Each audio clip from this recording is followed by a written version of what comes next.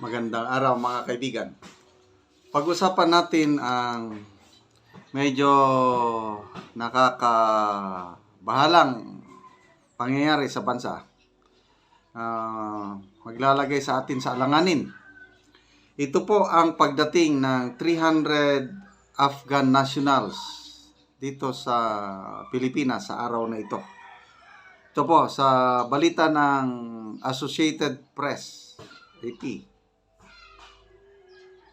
Afghans arrived in the Philippines to complete visa processing for resettlement in the US. Okay, so, basahin ko a group of Afghan nationals arrived in the Philippines on Monday to process special immigrant visas for their resettlement in the United States as part of an agreement between Manila and Washington. So, last year, I think mga July, nagkasundo ang Biden administration at ang PBBM admin to temporarily host US Immigrant Visa Processing Center dito sa mga Pilipinas for a limited number of Afghan nationals na gustong manirahan sa Amerika. Okay?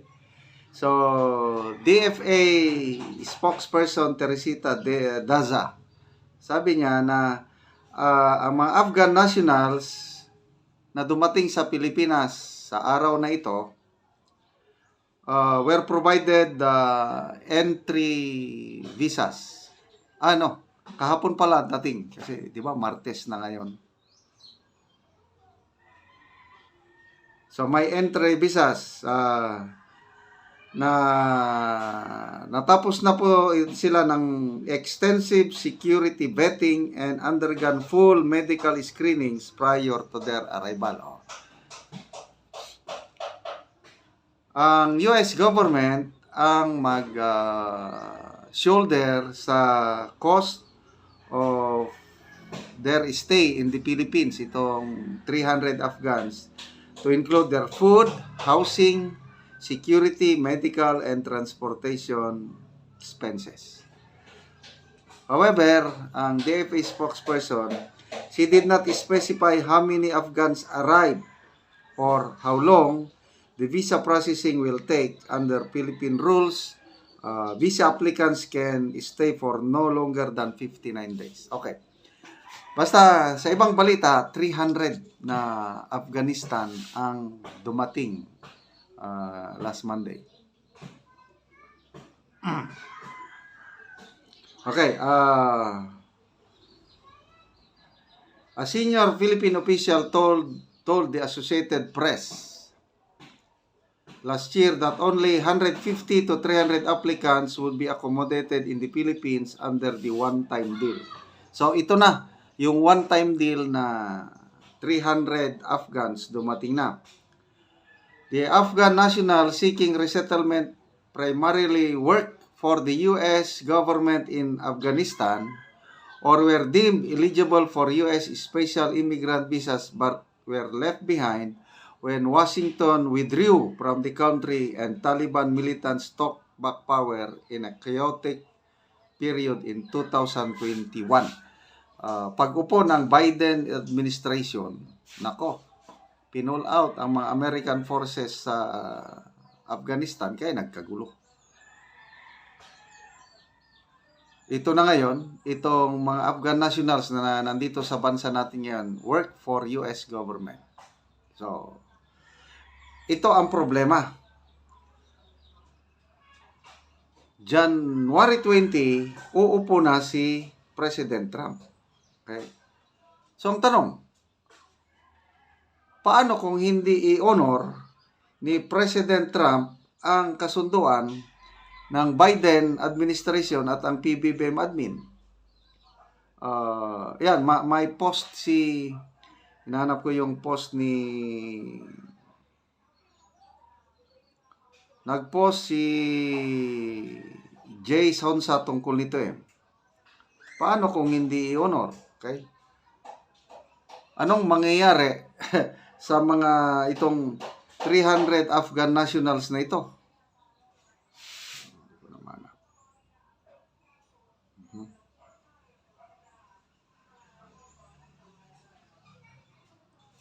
Alam naman natin, pabago-bago ang ang priorities ng bawat administration. Kung i-honor ni President Trump, well and good. So, hopefully, na mag-stay sila dito for no longer than, anong sabi? 59 days. After 59 days, January, February, 2 months lang. So by end of February, we're hoping na matatapos na ang matapos na ang processing nila, and hopefully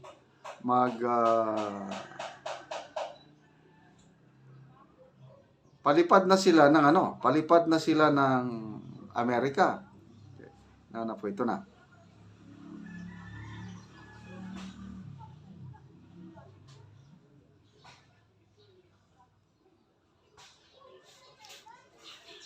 Ito, Jason sa posted 1 hour ago. Sabi niya, 300 Afghan refugees arrived in the Philippines for processing of their U.S. documents. But why the Philippines, when they have Guam and Saipan as U.S. territories, when they can be processed with ease? O nga naman, bakit Pilipinas pa? Guam, mas malapit na nga sa US. Saipan, these are US territories. This valid itong question ni Jason Say.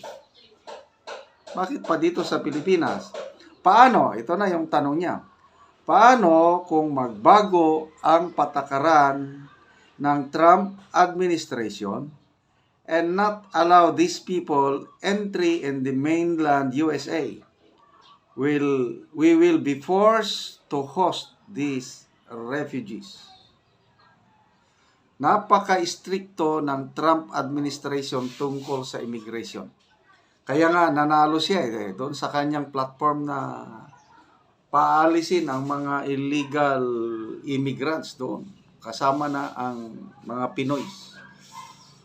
Estimated 200 to 300,000 ang Filipinos na illegal immigrants sa US. So, nakakabahala po. Babalik sa Pilipinas, 200,000. Mawawalan ng trabaho. So, dagdag problema dito sa ating bansa. So, ganyan po katindi ang Trump administration pagdating sa immigration. Ayaw niya. Kaya anong kasiguruhan na i-honor ng Trump administration yung kasunduan na pinasok ng Biden at Marcos Jr. administration. So, pag hindi yan natuloy, wala. Tayo ang... So, delikado. Nalalagay tayo sa alanganin, okay? So, magbasa tayo sa mga comments, masasabi ng mga kababayan natin. Sabi ni Elsie Delfarin, how to stop them? Shouldn't the government listen to its people when Filipinos disagree of accommodating these Afghans for the reason that we're already congested? Shouldn't we be heard? Ang BP Sara mismo, nagpahayag siya ng kanyang opinion nung kasagsagan ng debating ito. Hindi pabor si BP Sara na papasukin itong mga Afghan nationals. Kaya lang, later on, wala rin. Natuloy pa rin, nagkasundo pa rin. Ayel Villanueva, Trump has different foreign policy. They might stay here for good. Yun na nga, yung sinasabi ko. Kitty Lassie, hinabol nilang makapasok sa atin bago makaupo si Trump. Correct. Kawawa din naman sana sila, kaso lang bakit hindi diniretso sa US? Kung hindi man sa US, dapat sa Guam na lang o sa Saipan.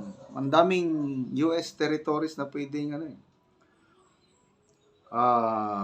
Rohe Matahom Atushi, lahat naman daw na diehard supporter na magpapakain yan, kaya di tayo nababahala. Nora Rojas, doon padiretsuhin sa Malacanang, maraming budget. Si Marcos dyan. Okay lang. Pakainin ng Malacanang. Alcalin Naila Alcalin. Ang process for pag-accept ng refugee ng country ay idaan muna sa another country for 90 days, then move to another country. Pietchi Lucias, huwag payagan yan pumasok sa bansa natin. Nakapasok na po. Kaya, sa ngayon, nalalagay sa alanganin ang bansa. 300, madami-dami yan. Pag nagbago ang policy ng Trump administration, patay tayo. They will stay here forever. Kasi hindi na sila makakabalik sa Afghanistan.